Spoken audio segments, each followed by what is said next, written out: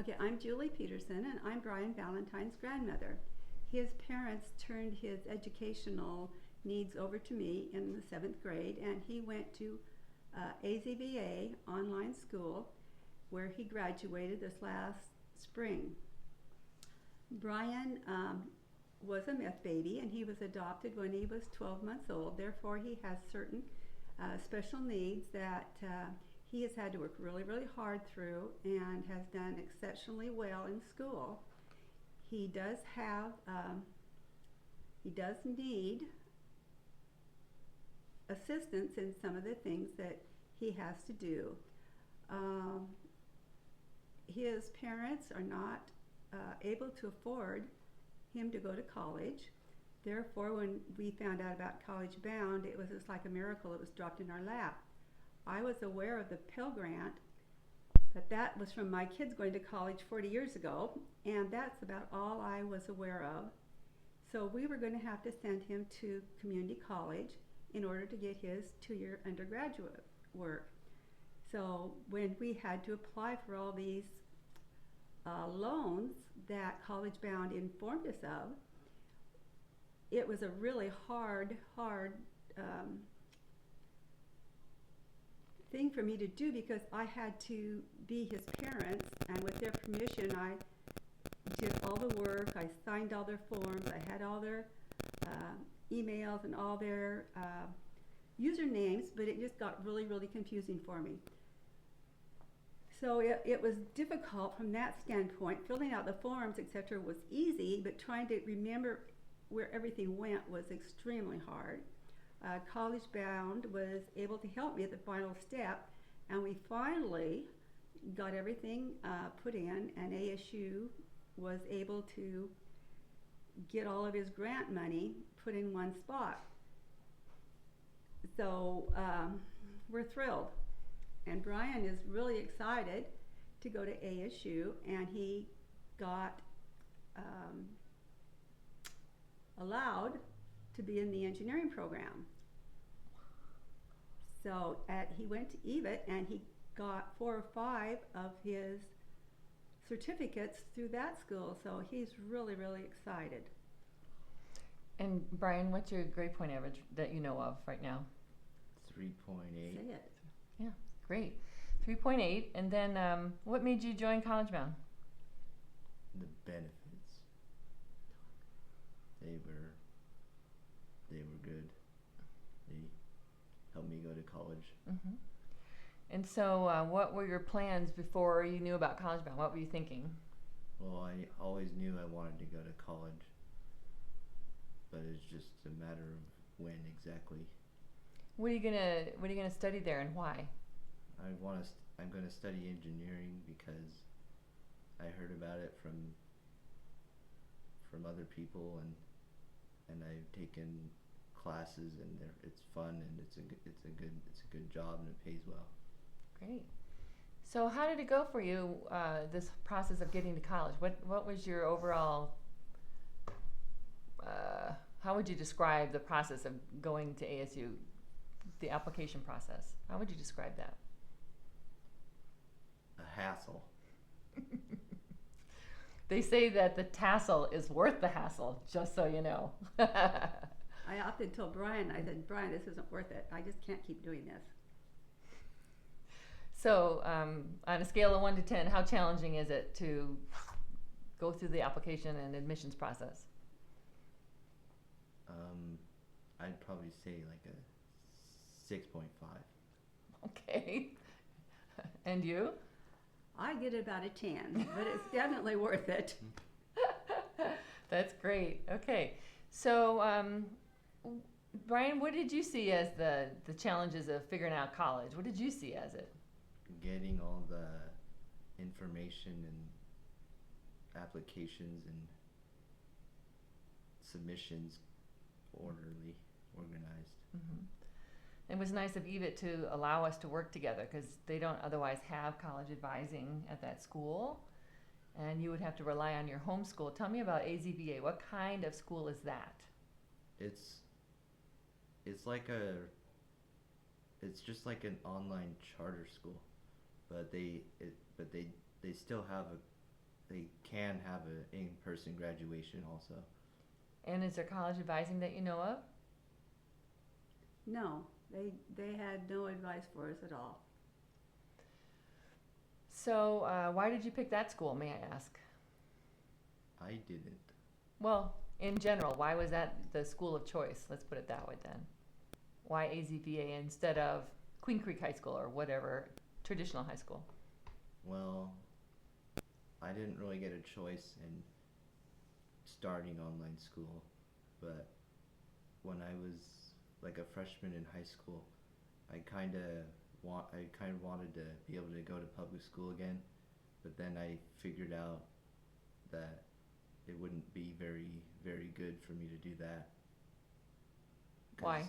Well, there's certain ways that I learn, and there's certain reasons why sometimes learning that way isn't exactly possible in a public high school. How's that going to change going to ASU then? Well, I believe aren't there like video lectures and stuff? But tell me about you signed Okay. up for something unique. Disability. What's that called? The Disability Resource Center and the TRIO program. Oh. How is that going to help? The Disability Resource Center allows me to get certain accommodations like preferential seating and notes, because I have trouble getting the right notes. And also I can record the lecture. Is there any tutoring? And well, I don't know about the DRC about tutoring, but I do know that the TRIO program has like special tutoring, like one-on-one, and I don't have to take breaks, if you know what I mean, because usually like one-on-one tutoring, they bounce back and forth between other students, and so this would be just for me. How comfortable are you with the transition now to college? I mean, your classes start like in a couple of weeks. What's that feel like? Are you comfortable?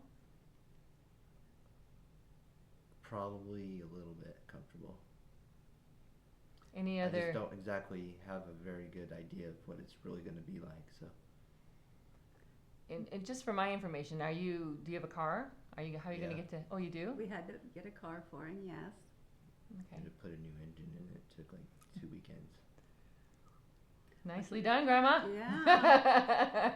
Yeah, it's expensive going to school, even with the grant money. Mhm. It still costs money, and fortunately, it's very minimal compared to what he would have to pay. Mhm.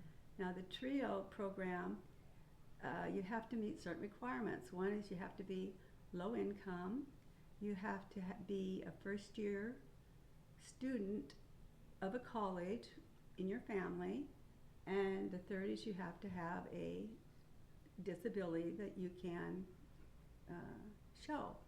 Brian was able to meet all three of those criterias, so based on that, they have monthly counseling sessions. He can go in at any time and discuss any problems he's having. With the virus going on this semester, all of his classes, frankly, are online. Now he can go, it's a Zoom program, and he can go into class, but we're not sure how that works yet. So he's very comfortable with online schooling. So he wants to go to the campus just for the socialization. He has missed that, and there's accommodations that he needs, and he'll do very well. Is he going to the Polytech? Going to Polytech, Brian? Yes. Going to Polytech. Okay. Have you been to the Polytech campus? I went with you that one time. With who? With Liz Paulus.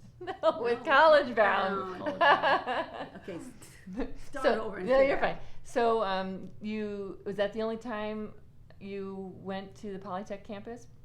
Not exactly. I also went there for a boat regatta thing where we made cardboard boats and tested them in the pool there. couple times. And also recently we drove over there to get a kind of some sort of visualization of the parking layout and the buildings. Yeah, I remember now that you're going to go to Polytech. For a minute there when I was driving over here, I was thinking, Tempe campus, and I was thinking, holy crow. But yeah, that's right. I remember engineering is over here at the Polytech campus. So They do have shuttles that go back and forth to the campuses. But there's I believe if I park on the campus, I can only be there for so long, even though I have a parking permit. I don't know. That's a very small campus compared to Tempe, and that's a great place to start because it's not as overwhelming. You don't have to walk for 20 minutes to get to another building. There's not 50,000 kids running around. By the way, this is the largest freshman class in history for ASU, 16,000 students.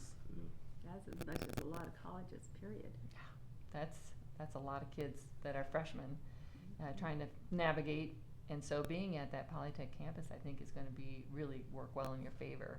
A lot of the kids that are out of state aren't even coming to the campus with the virus. With the Zoom program, they don't need to. Oh, cool. Is there any other challenges that you're thinking about or worried about as you are going forward here? What else? Just figuring out exactly how to get to the classes on time in the where they are in the buildings. So if you're taking an online class, how are you going to get tutoring? How's that going to work? Well, I believe when I was doing some of the assignments that they gave me already, I had to look around, and there was a resource. I believe they can do tutoring on the computer too. That's how they're going to do it. They're going to do it on the computer, which ASU offers free tutoring to all their students, but it's kind of like a round robin. I'll come to you, okay, what do you need? Then they go to the next student. With the TRIO program, it's strictly one-on-one, and I'm not sure if that is online or if you can actually go into the campus.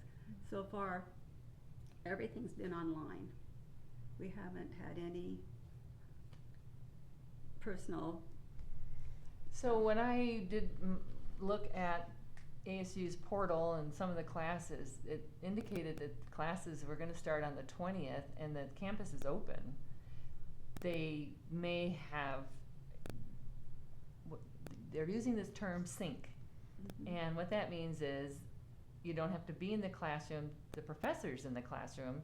There's a camera on him. He's actually giving the lecture live, real time. You're watching it at a remote location. So if you look at your classes, your course list, and it says that word sync, then that's a new term for me too. And that's what it means is he's there on campus doing what he's doing. You're watching him do it at a remote location. Right. You're remote. So otherwise, online classes might mean at your own pace and when you can get into your assignments and portals and whatnot. Like I did my graduate degree online. I never saw a professor, but you could actually see yours if they use the word sync. Yeah, he has to go to class at the then it's a designated sync. time. Yeah, then it's a sync class. And we just kind of interchange the word online and sync because we're used to the online, which is basically what this is. But he does have to syllabus that he has to follow, and he has to go to class.